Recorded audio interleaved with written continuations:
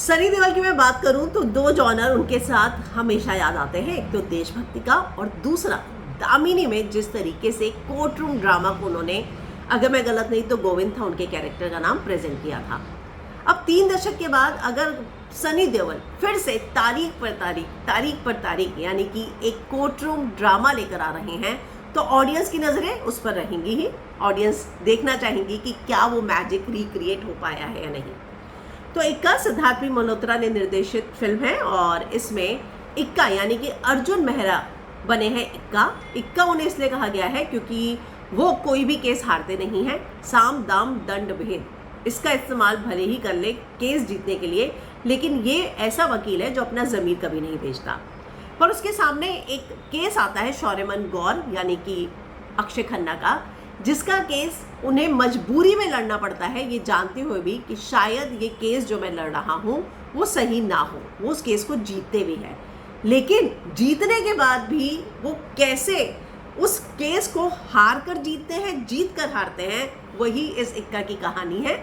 यानी कि जो क्लाइमैक्स है वो काफ़ी ज़्यादा दमदार है। और इस फिल्म की सबसे खास बात यह है कि आप आगे क्या होगा ये प्रेडिक्ट नहीं कर सकते। आप ये प्रेडिक्ट ही नहीं कर सकते कि इस पूरे कोर्ट रूम ड्रामा जो कि एक लीगल थ्रिलर फिल्म है, इसमें किसका पक्ष भारी पड़ेगा, सनी देओल यानी इक्का का या फिर जो प्रोसिक्यूशन लॉयर है तिलोत्मा उसका। तो अब यहाँ पर जो है ये फिल्म अक्षय खन्ना वर्सेस सनी देओल है।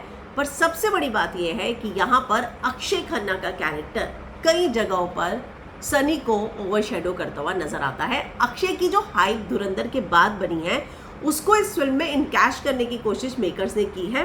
पता नहीं इस फिल्म को देखने के बाद मुझे ऐसा क्यों लगा कि अक्षय के कुछ सीन्स के बैकग्राउंड म्यूजिक पर या कुछ सीन्स पर रीवर्क किया गया होगा ताकि जो उनकी वो हाइप है, जो उनका एक ऑरा क्रिएट हुआ है, उसको मेंटेन रखने के लिए।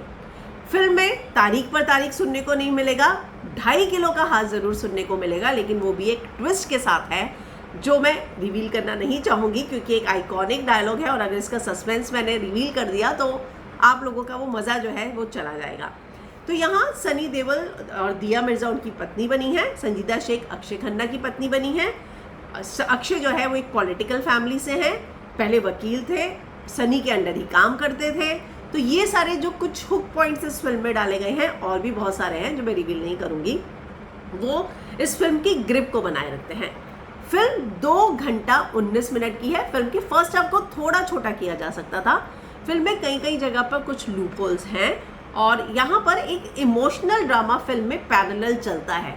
पर जब एज अ ऑडियंस मैं वो फिल्म देखती हूँ तो वो एक माँ बाप का दर्द या जो इमोशनल एक ड्रामा है वो आपको इतना इमोशनल नहीं कर पाता, क्योंकि मुझे लगता है कि अगर आपको एक इमोशनल सीन या इमोशनल ड्रामा बनाते हैं, आपके साथ जब ऑडियंस रोती है तो वो उस इमोशनल सीन का एक सक्सेस होता है। इसका मतलब होता है कि आप उस इमोशन को ऑडियंस तक पहुंचाने में कामयाब रहे, जो मुझे लगता है कि इमोशनल मुझे नहीं लगा। लेकिन जो लीगल थ्रिलर है, जो इक्का का मेन कॉन्सेप्ट है, वो आपको बांधे रखता है। मतलब आप ये जानना चाहते हैं कि इस लीगल बैटल में अब नेक्स्ट विटनेस कौन आएगा, अब नेक्स्ट कैसे होगा, कोई हॉस्टाइल होगा नहीं होगा, तो वो ग्रिप बनी रहती है इस फिल्म में। इसके अलावा मुझे लगता है फिल्म फर्स्ट हाफ थोड़ा छोटा हो सकता था, जो कि मैंने बताया।